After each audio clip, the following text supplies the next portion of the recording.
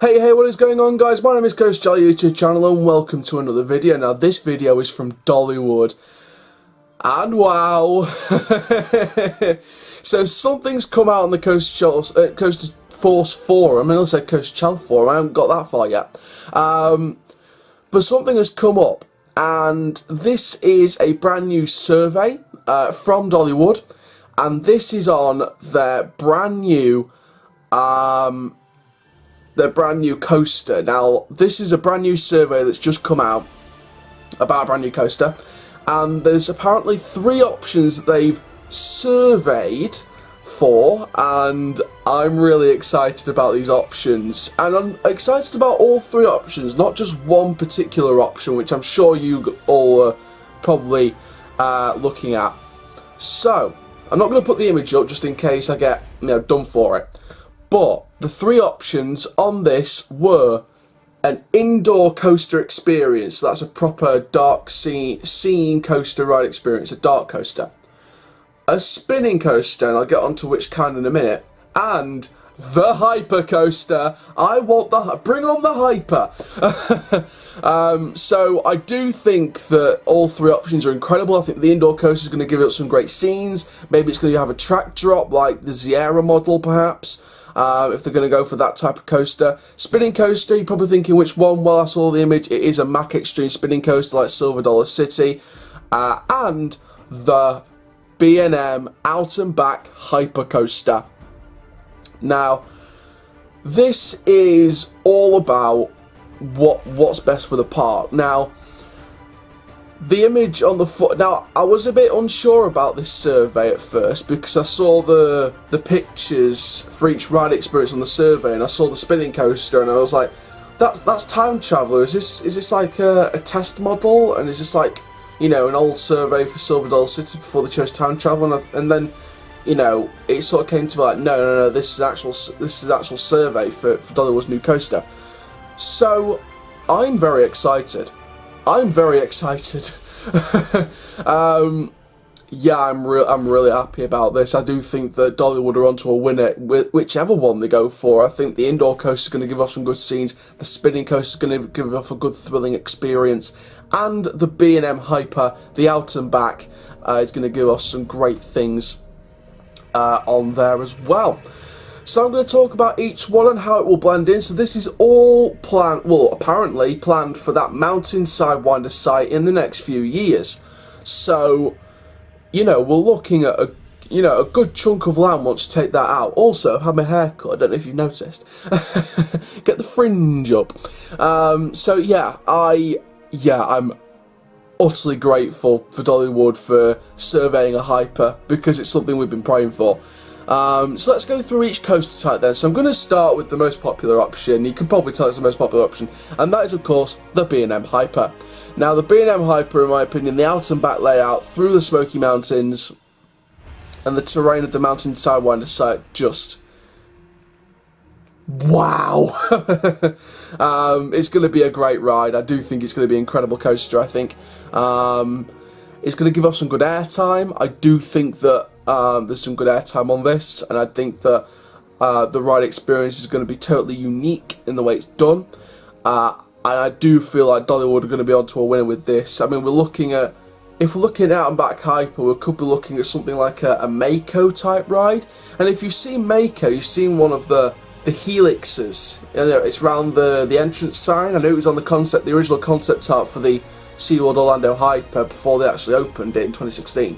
But that turn round the Mako sign, could you imagine that around like a rocky entrance arc? Brilliant, absolutely brilliant. If we've got one of those helixes. So with this hypercoaster, I'd like to see a combination of Mako and Shambala. Shambala's airtime with Mako's incredible turns. Even though Mako does give off lots of airtime as well, in my opinion, from what I've heard, it gives off quite a bit of airtime.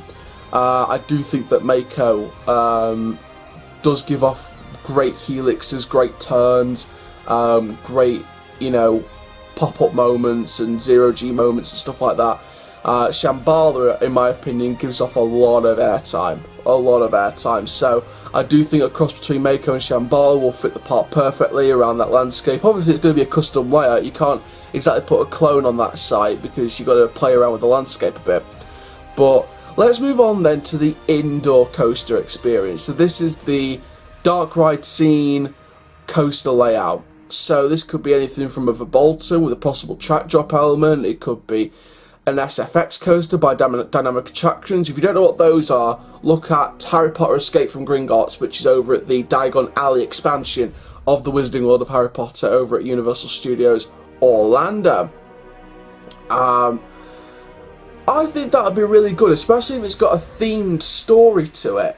I wouldn't want to see a Wonder Mountains Guardian type coaster because I do think that the shooting ride element on it and the sort of interactive dark ride element sort of will give away from the coaster experience. But something like a dark ride coaster with like a special element on it, or a few special elements, just to give it that storied coaster sort of, you know, title, would be incredible for the park. So something like that would be a great coaster, especially if it's around that terrain. You can sort of do a nice backstory, maybe involve the mountain Sidewinder and how this creature or something, or this legend that came out from, you know, from another world and the legend came back to life and took over that site and built its fortress to keep itself hidden.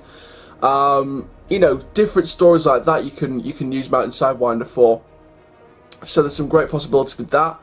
The Mack Extreme Spinning Coaster, wow, that would be a good element, a really good coaster. You look at Time Travel at Silver Dollar City and you look at how it does that 90-degree drop straight out of the station. I could see Dollywood doing that as well. Not exactly a clone of Time Traveller, but you know, that same drop but a different layout. But I would see 2 launches on it as well. I would see a multi-launch and not just one launch. So I do think that a version of Time Traveller in that natural terrain would be fantastic. I do think they're going to be really good with that. So yeah, all three coaster choices, well, apparent coaster choices, apparently, all 3 could be brilliant in their own way. Absolutely brilliant. I'm sure everyone wants to jump on that PNM Piper hype train, PNM hype train, but you know, you got to look at the other ones. The Time Traveller, I'm sure some people will be going for that as well. The indoor coaster seems the most underrated choice in my opinion, because I think they could do some really great stuff with it, with the theming that they've put on other attractions and the queue lines and stuff like that. Maybe not the theme of the overall experience sometimes, but sometimes it could be just a queue line theme. They could do some good stuff with theming. I think they can really pull it off with an indoor coaster. So I think that's the most underrated choice, but still has a wide range of possibilities.